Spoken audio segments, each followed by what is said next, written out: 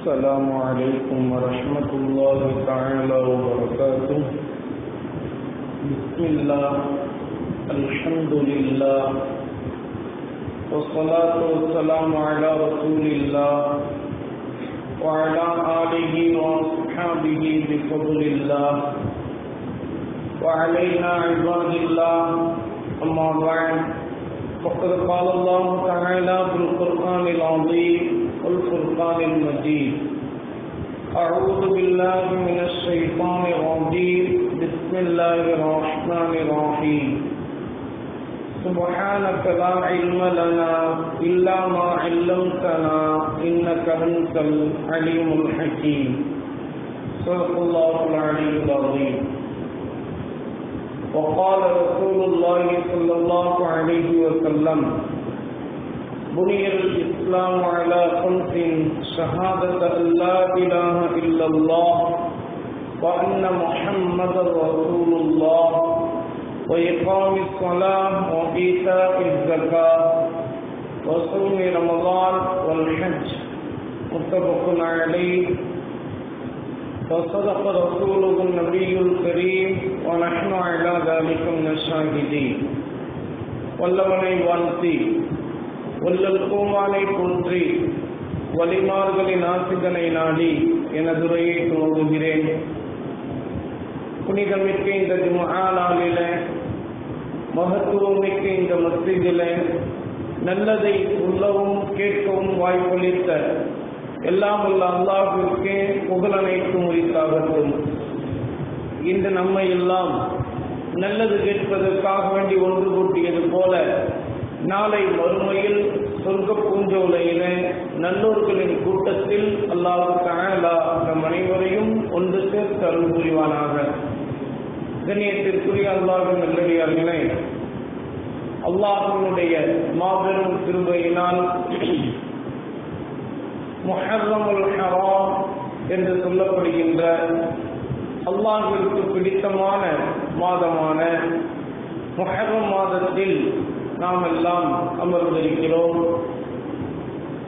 அல்லாஹ் தஆலா இந்த முஹர்ரம் மாதத்தினுடைய புனிதத்தின் பரக்கத்தின் பொருட்டால் அல்லாஹ் தஆலா நம் அனைவரினுடைய வாழ்க்கையிலும் எல்லா விதமான வளங்களையும் எல்லா விதமான மகிழ்ச்சியையும் நமக்கு நிறைவாக தந்தருள் புரிவானாக. கண்ணியத்திற்குரிய அல்லாஹ்வின் நல்லடியார்களே, எத்தனையோ காலகட்டங்களில் ஒவ்வொரு விஷயங்களை அடிப்படையாக வைத்து நாம் ஒவ்வொன்றை செய்யக்கூடியவர்களாக இருக்கின்றோம். எல்லா காலகட்டங்களிலும் எந்த விதமான சூழ்நிலைகள்,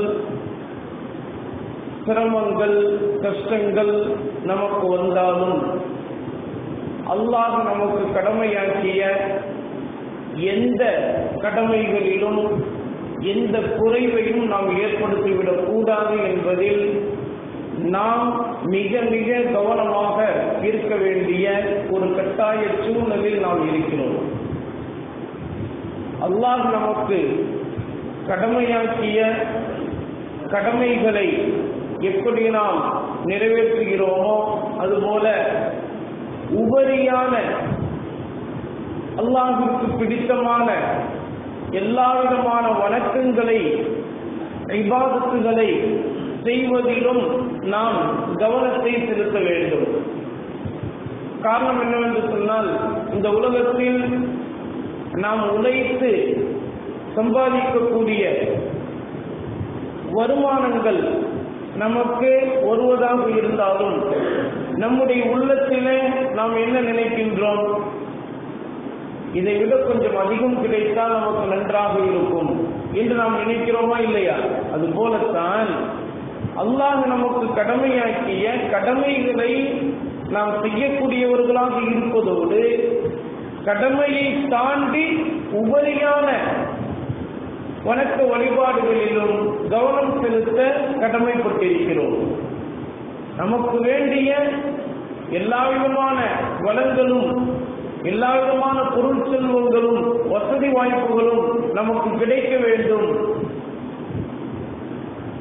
அல்லாஹ் நமக்கு கொடுத்திருந்தும் கூட இன்னும் அதிகமாக கிடைக்க வேண்டும் என்று நாம் நினைக்கின்றோமா இல்லையா?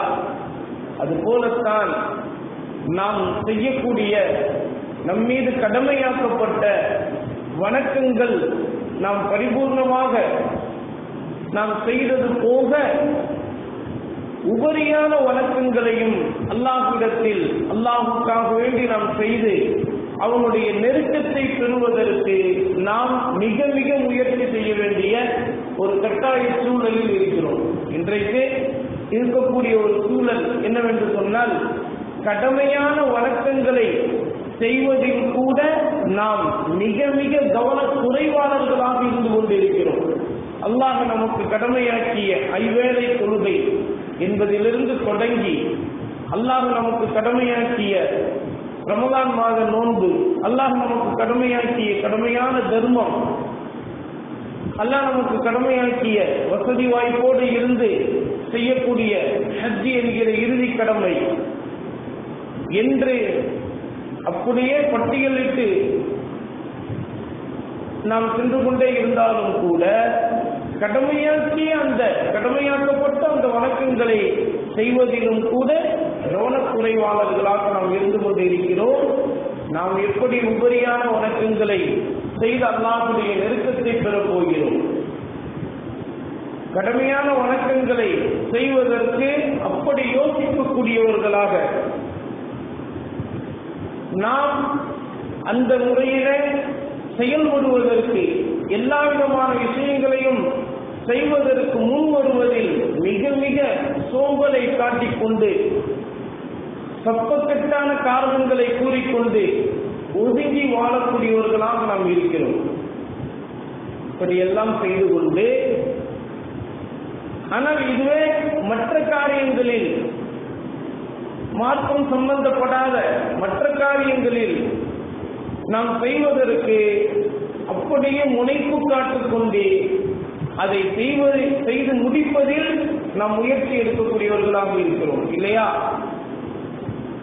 ஆனால் அல்லாஹ் நமக்கு எதை கடமையாக்கி தந்தானோ அதை செய்வதோடு உபரியான வணக்கங்கள் செய்கிற போதுதான் அல்லாஹ்வினுடைய நெருக்கத்தை நம்மால் பெற முடியும்.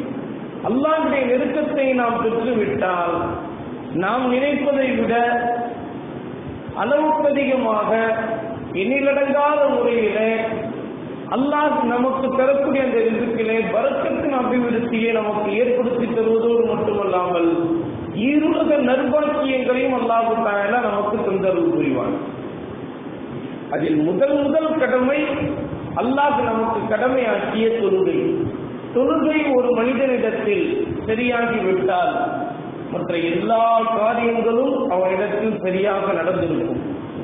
தொழுகை ஒரு மனிதனிடத்தில் சரியான முறையில் இல்லை என்று சொன்னால் மற்ற எல்லா காரியங்களும் அவனிடத்தில் சரியான முறையில் நடைபெறாது என்பதுதான் உறுதியான நிதர்சனமான விஷயம்.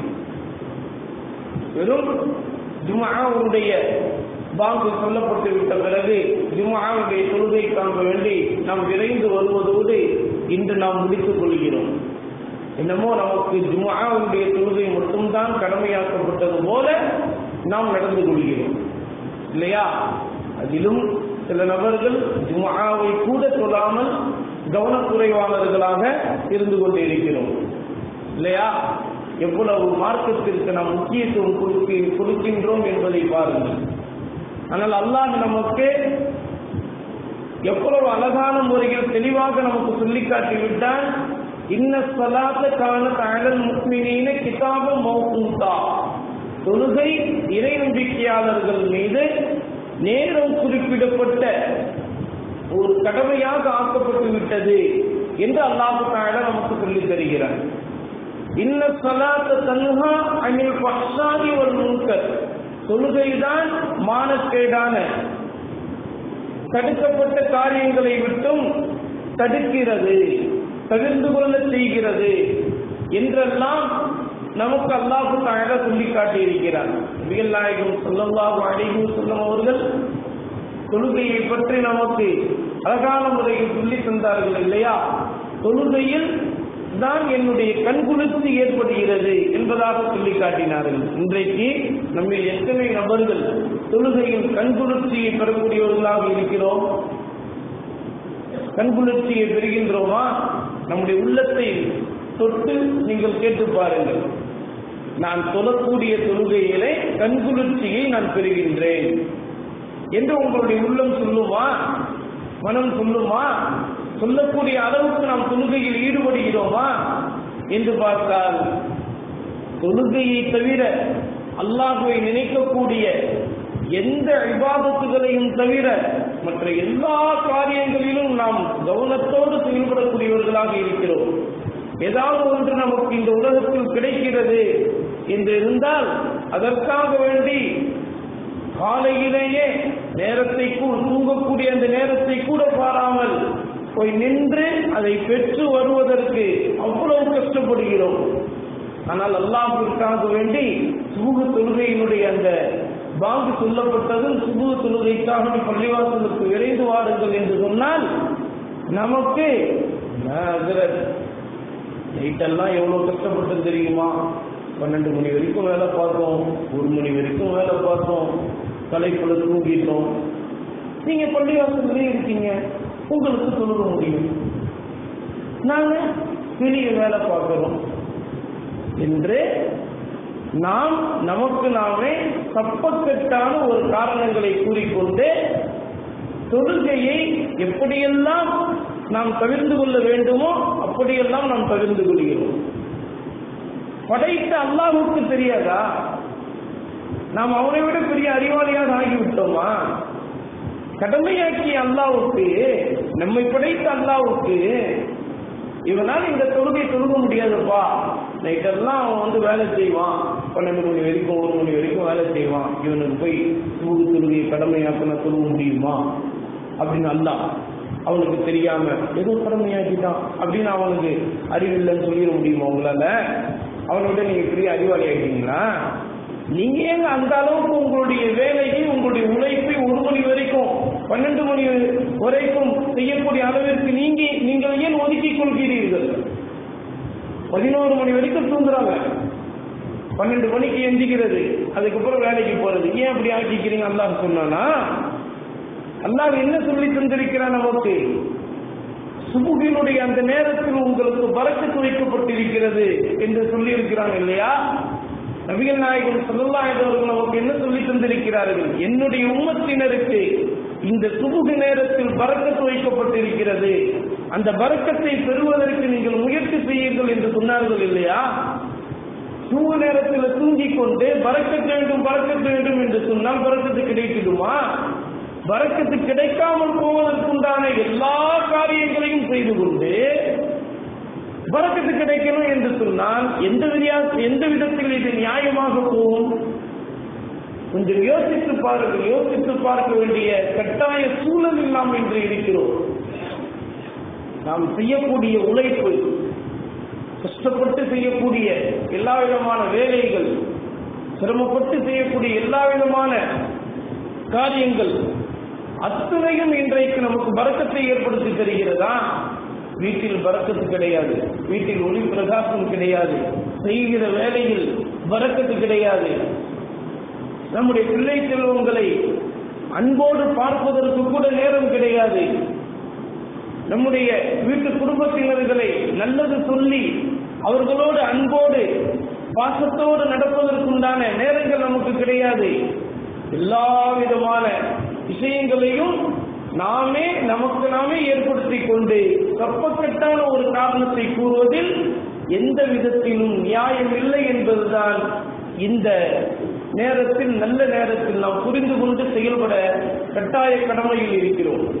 நபிகள் நாயகம் ஸல்லல்லாஹு அலைஹி வஸல்லம் அவர்களிடத்தில் சஹாபாக்கள் ஒரு தடவை இப்படி கேட்டார்கள், யா ரசூலல்லாஹ், குர்ஆனில் 2 வசனங்கள் வருகின்றன, அந்த 2 வசனங்களில் ஒரு வசனம் எங்களுக்கு நன்றாக புரிகிறது, ஆனால் இன்னொரு வசனத்தினுடைய அர்த்தம், அதனுடைய கருத்து என்ன என்று ஒரு சரியான முறையில் எங்களுக்கு விளக்கம் வராமல் இருக்கிறது. அதனால் எங்களுக்கு விளக்கத்தை தாருங்கள் என்று கேட்டபோது நபிகள் நாயகம் ஸல்லல்லாஹு அலைஹி வஸல்லம் அவர்கள் சொன்னார்கள், அப்படியா, அப்படி என்ன வசனம் அது என்று கேட்டபோது இப்ப சஹாபாக்கள் ஒருவர் எழுந்திருத்து கேட்டார், யா ரசூலல்லாஹ், அல்லாஹ் குர்ஆனில் சொல்லித் தருகிறான், வஸீகல்லதீன கஃபரு இலா ஜஹன்னம ஸுமரா, இறை மறுப்பாளர்களை நரகத்தின் பக்கம் கூட்டம் கூட்டமாக இழுத்துச் செல்லப்படும் என்று அல்லாஹ் தஆலா சொல்லி காட்டுகிறான். இந்த வசனத்தினுடைய அர்த்தம் எங்களுக்கு புரிகிறது. காரணம் என்னவென்று சொன்னால், இறை மறுப்பாளர்களை பார்த்து நீங்கள் எல்லாம் நரகவாதிகள், நரகத்துக்கு போங்க அப்படின்னு சொன்னா யாரும் போக மாட்டாங்க. நம்மளையே நீ எல்லாம் நரகவாதிப்பா, நீ நரகத்துக்கு போ அப்படின்னு சொன்னா போயிடுவோமா? தயங்கி கொண்டு இருப்போம் இல்லையா? அப்ப அவனை பார்த்து போன்னு சொன்னா போவானா? அப்ப இழுத்து செல்ல வேண்டிய ஒரு கடமை, ஒரு பொறுப்பு, இழுத்து செல்ல வேண்டிய ஒரு நிர்பந்தம் அந்த இடத்தில் ஏற்படுகிறது. அல்லாஹ் சொல்லக்கூடிய இந்த வசனத்தில் இறை மறுப்பாளர்களை நரகத்தின் பக்கம் கூட்டம் கூட்டமாக இழுத்து செல்லப்படும் என்று அல்லாஹ் சொல்கிறான் இல்லையா? இந்த வசனம் எங்களுக்கு நன்றாக புரிகிறது. அதுபோல அடுத்ததாக அல்லாஹ் தஆலா ஒரு வசனத்தை சொல்லித் தருகிறான், வஸீகல்லதீன தகவ் ரப்பஹும் இலல் ஜன்னதி ஸுமரா, இறையச்சையுடையவர்களை அல்லாஹ் தஆலா சொர்க்கத்தின் பக்கம் அல்லாஹ் தஆலா சொல்லித் தருகிறான், சொர்க்கத்தின் பக்கம் இறையச்சையுடையவர்களை கூட்டம் கூட்டமாக இழுத்துச் செல்லப்படும் என்று அல்லாஹ் தஆலா இந்த வசனத்தில் கூறி தருகிறார். இந்த வசனத்தினுடைய அர்த்தம் இது. ஆனால் எங்களுக்கு இதுல ஒரு விளக்கம் தெரியல. என்ன தெரியல அப்படின்னா, நம்ம எல்லாம் பார்த்து அல்லாஹ் தஆலா சொர்க்கவாதி, நீ சொர்க்கத்துக்கு போயிருப்பா அப்படின்னு சொன்னா நம்ம என்ன செய்வோங்க? அல்லாஹ் சொன்ன அடுத்த நொடியில சொர்க்கத்துல அப்படி பாஞ்சி விழுந்துட மாட்டோம்? எல்லாம் சொர்க்கவாதிப்பா, சொல்லுங்க நீ எல்லாம் சொர்க்கவாதி, சொர்க்கத்துக்கு போ அப்படின்னு சொன்னா அல்லாஹ் சொன்ன அடுத்த நொடி நம்ம எங்க இருப்போம்? சொர்க்கத்துல பாஞ்சி விழுந்திருப்போம் இல்லையா? சொர்க்கத்தின் பக்கம் இழுத்து செல்ல வேண்டிய நிர்பந்தம் என்ன இருக்குது? ஆனா அல்லாஹ் இந்த வசனத்தில் என்ன சொல்லி தருகிறான், வஸீகல்லதீன தகவ் ரப்பஹும் இலல் ஜன்னதி ஸுமரா, சொர்க்கத்தின் பக்கம் இறையச்சையுடைய அந்த நல்லோர்களை கூட்டம் கூட்டமாக இழுத்து செல்லப்படும் என்று அல்லாஹ் தஆலா சொல்லி தருகிறான். இந்த வசனத்தினுடைய கருத்து தான் யா ரசூலல்லாஹ் எங்களுக்கு புரியவில்லை. ஏன் இழுத்து செல்ல வேண்டிய நிர்பந்தம் என்ன? இழுத்து செல்ல வேண்டிய நிர்பந்தமே அங்க ஏற்படலையே.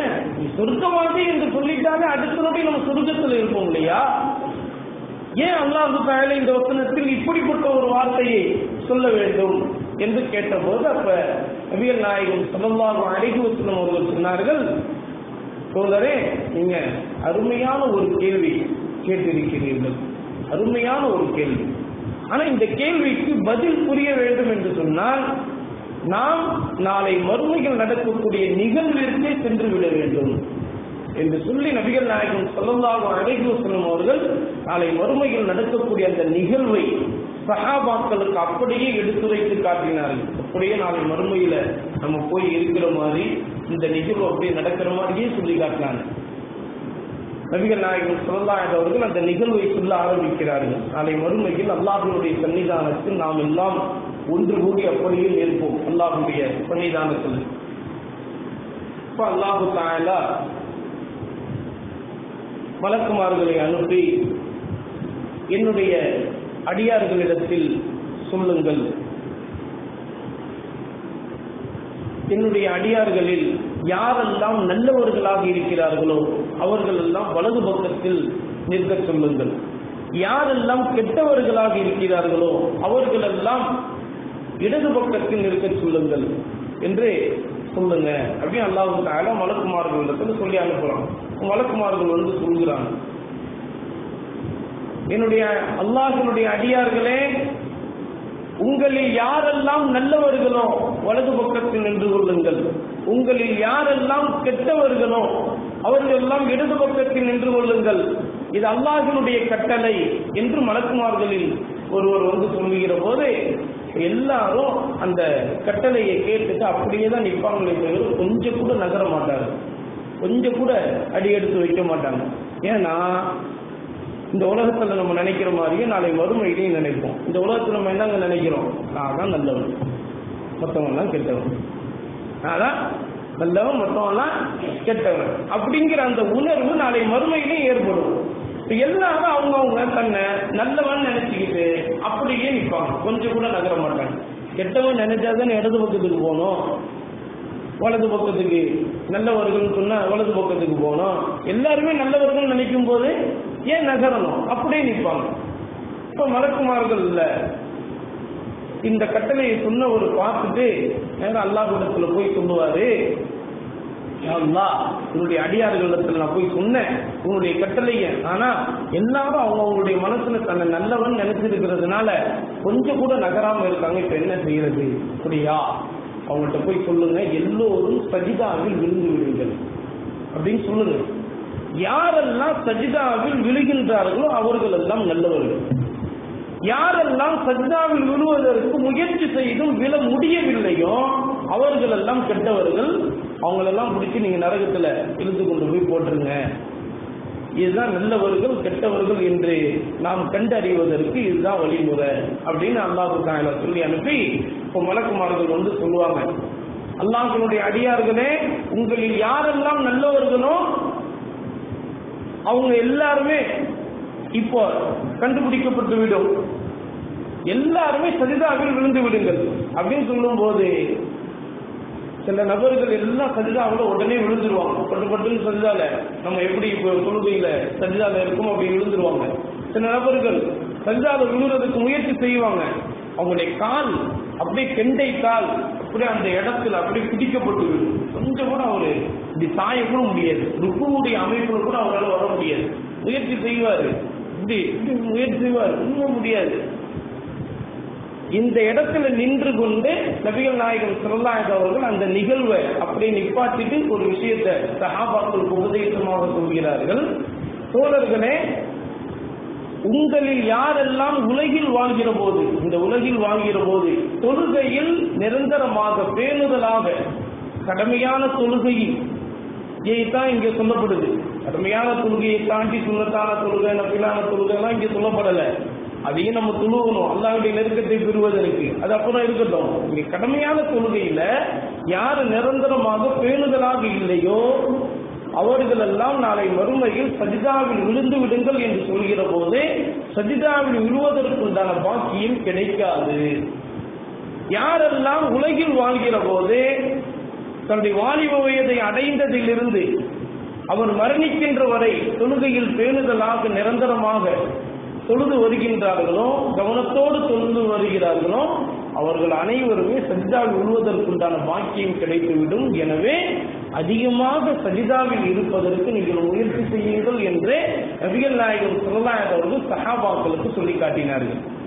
சஹாபாக்களுக்குலாம் எப்படி இருக்கும், நமக்கே எப்படி இருக்குது, ஐயோ அப்படியா அப்படியா இப்படிதாங்க நடக்கும். குர்ஆன்ல சொல்லப்படுகிறது. குர்ஆன் எடுத்து பாருங்க, சூரத்துல் கலம் என்று சொல்லப்படக்கூடிய அந்த சூராவில் அல்லாஹ் தஆலா சொல்லுகிறார், யௌம யுக்ஷஃபு அன் சாகின் வ யுதஊன இலா சுஜூதி ஃபலா யஸ்ததீஊன்.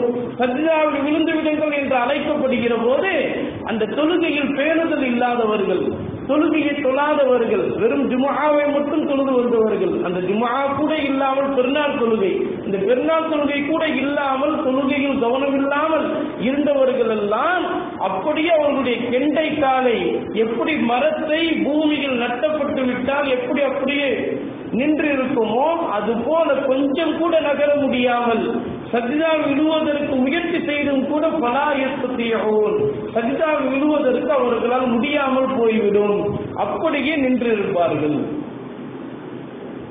அதுக்கப்புறம் அல்லாஹ் சொல்றான், வயுதஊன இலா சுஜூதி வஹும் சாலிமூன். ஒரு சில நபர்கள் குர்ஆன் இந்த உலகத்தில் வாழ்கிற போது தொழுகையில் பேணுதலாக இருந்தவர்கள், அவர்கள் எல்லாம் மரணிக்கின்ற வரை பேணுதலாக தொழுகையில் இருந்தவர்கள், கவனத்தோடு செயல்பட்டவர்கள், அவர்கள் எல்லாம் சஜிதாவில் விழுந்து விடுங்கள் என்று அல்லாஹ் அழைக்கின்ற போது வஹும் சாலிமூன், சலாமத்தோடு சஜிதாவில் விழுந்து விடுவார்கள்.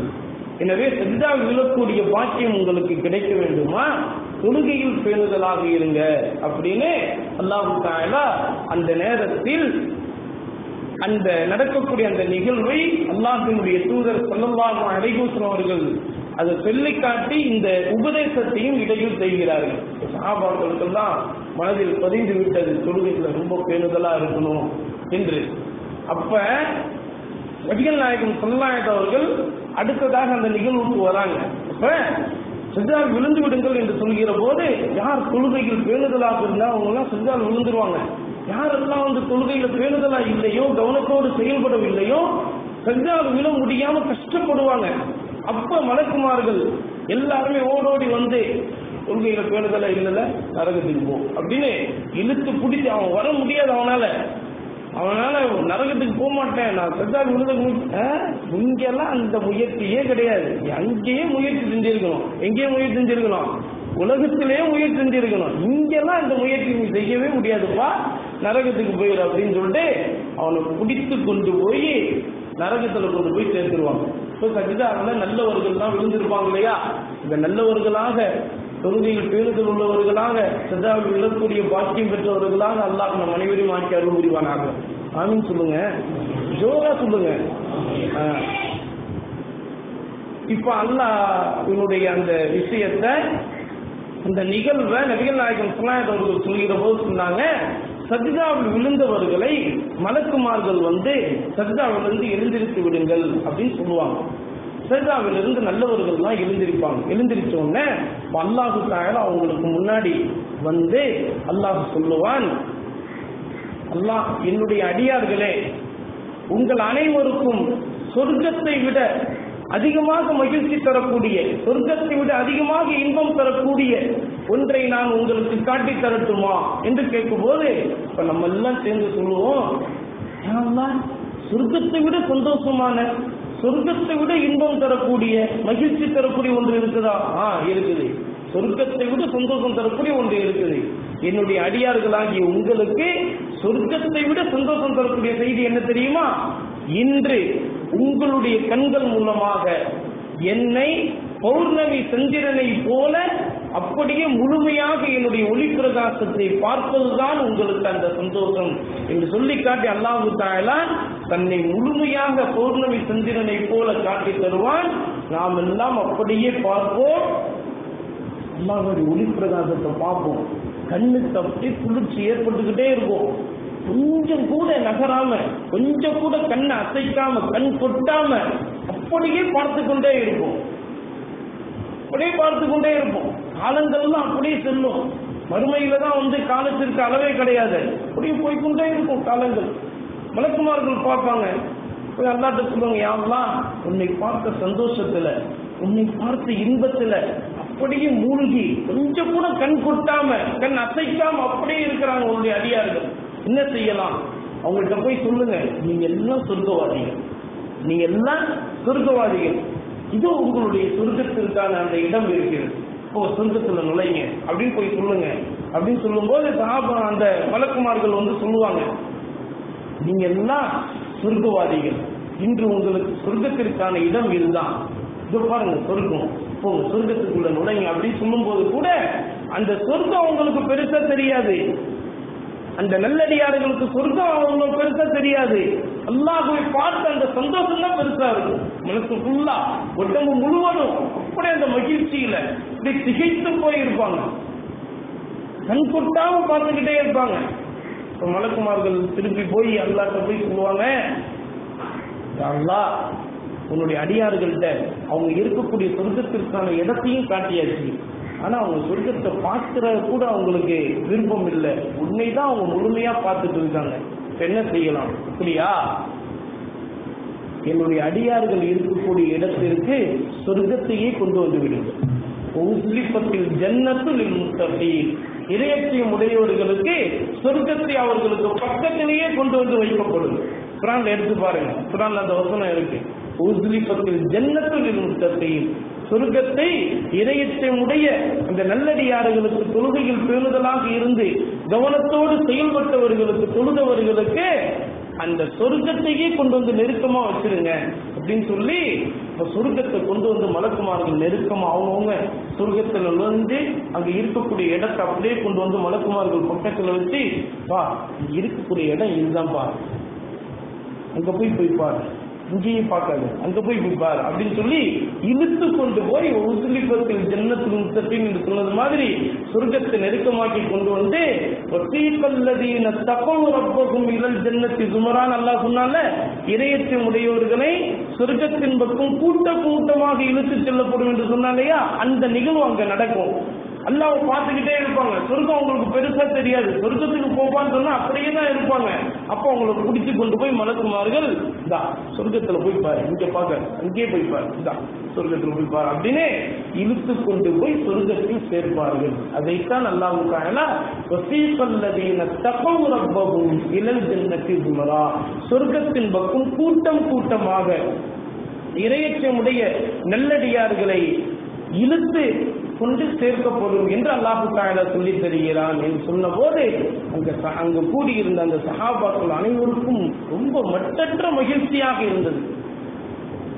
யா ரசூலல்லாஹ், எங்களுக்கு இந்த வசனம் இதுவரையிலும் புரியாமல் இருந்தது. இப்போது இந்த நிகழ்வை சொன்னதற்கு பிறகு மறுமையில் நடக்கக்கூடிய அந்த நிகழ்விற்கு அப்படியே நாங்கள் போய் பார்த்து கொண்டு வந்தது போல ஒரு உணர்வு எங்களுக்கு இருக்கிறது. எங்களுடைய வாழ்க்கை முடிகின்ற வரை, இந்த உலகத்தில் முடிகின்ற வரை தொழுகையில் நாங்கள் பெண்களாக இருப்போம் என்று சஹாபாக்கள் சொன்ன அந்த விஷயத்தை தஃசீர் ஏடுகளிலே நமக்கு பதிவு செய்யப்பட்டிருக்கிறது. இதுவும் நாம் ஒவ்வொரு ஜும்ஆவுடைய மேடையிலும் தொழுகையை பற்றி எத்தனையோ விஷயங்கள் நாம் கேட்டிருந்தாலும் கூட தொழுகையில் கொஞ்சம் கூட கவனத்தை நாம் கொடுக்காமல் நம்முடைய கவன குறைவாளர்களாகத்தான் நாம் இருந்து கொண்டு வருகிறோம். ஆனால் நமக்கு வழிகாட்டிகளான சஹாபாக்கள் எப்படி வாழ்ந்தார்கள், ஹஜ்ரத் அபூபக்கர் சித்திக் ரலியல்லாஹு தஆலா அவர்கள் எப்படிப்பட்ட ஒரு உன்னதமான மனிதராக வாழ்ந்தார்கள், ஹஜ்ரத் உமர் இப்னு கத்தாப் ரலியல்லாஹு தஆலா அவர்கள் கடைசி மரண தருவாயிலும் கூட தன்னுடைய மகனார் மூலமாக உளுத்தையை அவர்களுக்கு வைத்து தொழுகை நிறைவேற்றினார்கள் இல்லையா? தொழுகையை நிறைவேற்றிவிட்டு அவர்கள் சொன்ன வார்த்தை என்ன? நபிகள் நாயகம் ஸல்லல்லாஹு அலைஹி வஸல்லம் அவர்கள் நமக்கு சொல்லி தந்திருக்கிறார்கள், லா ஹல்ல ஃபில் இஸ்லாம் லிமன் தரக்க ஸலாஹ், தொழுகையை விட்ட மனிதனுக்கு இந்த இஸ்லாத்திலே எந்த பங்கும் கிடையாது. தொழுகையை விட்ட மனிதனுக்கு இந்த இஸ்லாத்திலே எந்த பங்கும் கிடையாது. தொழுகை ஒரு மனிதனிடத்தில் இல்லை என்று சொன்னால் அவன் முஸ்லிமே கிடையாது என்றுதான் மார்க்கம் நமக்கு சொல்லித் தருகிறது. சீக்கிரமாக அவன் குஃப்ருக்கு நெருக்கமாக செல்வதற்கு வாய்ப்பு இருக்கிறது என்பதாக மார்க்கம் நமக்கு சொல்லித் தந்திருக்கிறது. இப்படிப்பட்ட ஒரு கடுமையான எச்சரிக்கையை கூட நம்முடைய காதில் கேட்டுவிட்ட பிறகும் கூட தொழுகையில் கவனக்குறைவாளர்களாக நாம் இருந்து வருகிறோம் இல்லையா? அஜத்துல அப்படிதான்ப்பா சொல்லுவாரு, இதுதான் கடுமையா கேட்டு என்னத்தமோ அப்படி சொல்லுவாரு, நம்முடைய வேலையில நம்ம கரெக்டா இருப்போம்பா என்று சொல்லிதான் நம்ம இருக்கிறோம் இல்லையா? என்னைக்குங்க தொழுகையில இப்ப பாருங்க ஜும்ஆல அப்படி நிறைஞ்சு இருக்கிறோம். இதுவே அசர் தொழுகை அடுத்து வரக்கூடிய வகுப்பு என்னங்க அசர் தொழுகை. அசர் தொழுகைக்கு நீங்க வந்து பாருங்க எப்படிங்க இருக்கும். தினமும் கரெக்டா தொழு வரவங்களுக்கு தெரியும். ஒரு சப்பு மிஞ்சி போனா 2 சப்பு. யாராவது ஒருத்தர் மரணிச்சாங்க, அந்த ஜனாதா கொண்டு வந்து வச்சிருக்காங்கன்னா ஒரு 4 சப்பு வந்து நிற்கும் இல்லையா? அப்படிதானங்க? அப்படிதான் நம்ம பார்த்து கொண்டு வருகிறோம். யாராவது இல்லைன்னு சொல்லுங்க, எந்திரிச்சு இல்லைன்னு சொல்லிருங்க. இப்போ இல்ல நாங்க வந்து பள்ளிவாசல்ல இப்போ ஜும்மால நிறைஞ்சிருக்கிற மாதிரி இருப்போம் அப்படின்னு சொல்லிருங்க பார்க்கலாம். யாராலையும் சொல்ல முடியாது. இதுதான் நடக்கக்கூடிய நிரந்தரமான உண்மை. நாம் அப்படிப்பட்ட மனிதர்களா? எத்தனையோ எச்சரிக்கையான விஷயங்களை நாம் காது கொடுத்து கேட்கிறோம். ஒரு காதில் கேட்டு மறு காதில் விடக்கூடிய உபதேசங்களாயுது, அல்லாஹ் சொல்லி தந்த விஷயங்களாயுது, அல்லாஹினுடைய தூதர் நமக்கு சொல்லி தந்த விஷயங்களாயுது. ஒரு காதில் கேட்டாலும் கூட அது அப்படியே மனதில் இறக்கி நம்முடைய செயல்பாடுகளாக வெளிப்படுத்தி காட்ட வேண்டிய ஒரு கட்டாய சூழலில் இருக்கிறோம் இல்லையா? அப்படிப்பட்ட பரம்பரையில் தானே நாம் பிறந்தோம். நாம் எந்த பரம்பரையில் பிறந்திருக்கிறோம்? அல்லாஹ் என்ன சொல்லி தந்திருக்கிறானோ, அல்லாஹ்வுடைய தூதர் நமக்கு என்ன சொல்லி தந்திருக்கின்றார்களோ அது போல செயல்படக்கூடிய பரம்பரையில் பிறந்தவர்கள் நாம். இன்றைக்கு எத்தனை நபர்கள் சுபுஹ் தொழுகையில் கவனமோடு நாம் செயல்படக்கூடியவர்களாக இருக்கிறோம். சுபுஹ் நேரத்தில் பரக்கத் இருக்கிறது என்பதாக நபிகள் நாயகம் ஸல்லல்லாஹு அலைஹி வஸல்லம் சொல்லி தந்தார்கள். சுபுஹ் தொழுகைக்கு முன்னால் தொழுகக்கூடிய அந்த 2 ரக்காத் சுன்னத்து இந்த உலகத்தை விடவும் இந்த உலகத்தில் இருக்கக்கூடிய அனைத்து பொருட்களை விடவும் சிறந்தது என்பதாக நபிகள் நாயகம் ஸல்லல்லாஹு அவர்கள் சிறந்தது என்று நமக்கு சொல்லித் தந்தார்கள். எத்தனை நபர்கள் அந்த சுன்னத்தை நாம் பேணி சொல்லக்கூடியவர்களாக இருக்கிறோம். அதன் பிறகு நுகர் தொழுகை தொழுதால் உங்களுடைய வாழ்க்கையிலே நஷ்டமே ஏற்படாது என்று நபிகள் நாயகம் ஸல்லல்லாஹு அவர்கள் சொல்லித் தந்தார்கள். எத்தனை நபர்கள் நாம் நுகர் தொழுகையிலே பேணுதலாக நாம் தொழுது வருகிறோம். அசர் தொழுகையில் பேணுதலாக இருந்தால் வறுமையே ஏற்படாது என்று நபிகள் நாயகம் ஸல்லல்லாஹு அவர்கள் சொல்லித் தந்தார்கள் இல்லையா? அல்லாஹ் நமக்கு குர்ஆனிலே ஹாஃபிது அலஸ் ஸலவாத்தி வஸ்ஸலாத்தில் உஸ்தா என்று அல்லாஹ் தஆலா அசர் தொழுகையை மையப்படுத்தி நமக்கு சொல்லித் தருகிறான் இல்லையா? இன்னைக்கு வறுமை கோட்டின் கீழ் நாம் எத்தனை நபர்கள் வாழ்ந்து கொள்ளக்கூடியவர்களாக இருக்கிறோம். வறுமைதான் ஹஜ்ரத், எவ்வளவோ உழைப்பு, எவ்வளவோ நான் கஷ்டப்படுகிறேன், ஆனால் நான் சம்பாதிக்கக்கூடிய நான் உழைக்கக்கூடிய எந்த விஷயத்திலும் எனக்கு அபிவிருத்தி தெரிகிறதே கிடையாது என்று சொல்கிறோம் இல்லையா? ஆனால் அந்த அபிவிருத்தி உனக்கு இதில் தான் நான் வைத்திருக்கிறேன் என்று அல்லாஹ் சொல்லி இருக்க, அது நமக்கு தெளிவாக நமக்கு தெரிந்திருக்க நாம் எத்தனை நபர்கள் செயல்படக்கூடியவர்களாக இருக்கிறோம். மக்ரிப் தொழுகை தொழுதால் நம்முடைய அறிவிலே விசாலம் ஏற்படுகிறது, ஒரு தெளிவு ஏற்படுகிறது என்று அல்லாஹ்வுடைய தூதர் ஸல்லல்லாஹு அலைஹி வஸல்லம் அவர்கள் நமக்கு சொல்லி தந்திருக்கிறார்கள். மக்ரிப் தொழுகையில் நாம் பேணுதலாக தொழுது வருகிறோமா? இஷா தொழுகையுடைய அந்த சிறப்பு உங்களுக்கு தெரிந்துவிட்டால் தவழ்ந்து கூட வந்து அந்த இஷா தொழுகையினுடைய ஜமாஅத்தில் நீங்கள் சேர்ந்து தொழுவீர்கள் என்று நபிகள் நாயகம் ஸல்லல்லாஹு அலைஹி நமக்கு சொல்லி இருக்கிறார்கள் இல்லையா? இஷா தொழுகை எத்தனை நபர்கள் நாம் தொழுகின்றோம்? அது வியாபாரம், அப்படியே பிச்சுக்கிட்டு ஓடணும். அப்படியெல்லாம் வியாபாரம் செஞ்சு என்னத்தங்க நீங்க சாதிச்சிட்டீங்க? இந்த உலகத்தில் நீங்கள் சாதித்ததற்கு ஏதாவது ஒரு அர்த்தம் ஏற்பட்டு இருக்கிறதா? யாருடைய டைரியிலேயாவது நீங்கள் எடுத்து பாருங்கள், கண்டிப்பாக இருக்காது. ஆனால் நாம் எப்படிப்பட்ட பரம்பரையில் பிறந்தவர்களாக இருக்கிறோம். இந்த உலகில் வாழ்ந்து இந்த உலகில் அத்தனை சாதனைகளையும் செய்து அல்லாஹ்வினுடைய அருளையும் பெற்று அல்லாஹ்வுடைய நெருக்கத்தையும் பெற்று அப்படிப்பட்ட உயர்ந்த மனிதர்கள் வாழ்ந்த ஒரு பரம்பரையில் பிறந்தவர்கள் நாம். இன்றைக்கு தொழுகையில் பேணுதல் இல்லாமல் இருந்ததால் இன்றைக்கு எதிரிகள் எல்லாம் விரோதிகள் எல்லாம் நம்மை அடித்து நசுக்கிக் கொண்டு இருக்கிறார்கள். அப்படிப்பட்ட ஒரு மோசமான ஒரு சூழ்நிலைக்கு நாம் தள்ளப்பட்டு விட்டோம். என்றைக்கு நாம் நம்முடைய தொழுகையிலே விழிப்புணர்வு ஏற்பட்டு நமக்கு கவனத்தோடு செயல்படுவதற்குண்டான வாய்ப்பை நாம் பெறுகிறோமோ அன்றைக்கு நீங்கள் எழுதி வைத்துக் கொள்ளுங்கள். அன்றுதான் நம்முடைய வாழ்க்கை சிறப்பாக இருக்கும். இன்ஷா அல்லாஹ் தொழுகையில் பேணுதலாக இருப்போமா? அல்லாஹ் தஆலா வாழ்நாள் முழுவதும் தொழுகையில் பேணுதல் உள்ளவர்களாக இருந்து தொழுகை இமாம் ஜமாஅத்தோடு தொழக்கூடிய பாக்கியம் பெற்றவர்களாக அல்லாஹ் நம் அனைவரையும் ஆக்கி அருள் புரிவானாக. நம்முடைய வாழ்வாதாரத்திலும் நம்முடைய வியாபாரத்திலும் நம்முடைய சகலவிதமான காரியங்களிலும் அல்லாஹ் தஆலா பரக்கத் அபிவிருத்தியை நிறைவாக நமக்கு தந்தருள் புரிவானாக. கேட்டதின்படி வாழ்க்கை முழுவதும் அமல் செய்வதற்குண்டான தௌஃபீக்கை அல்லாஹ் நம் அனைவருக்கும் தந்தருள் புரிவானாக என்று கூறி என்னுடைய உரையை நான் முடித்துக் கொள்கிறேன். அஸ்ஸலாமு அலைக்கும் வரஹ்மத்துல்லாஹி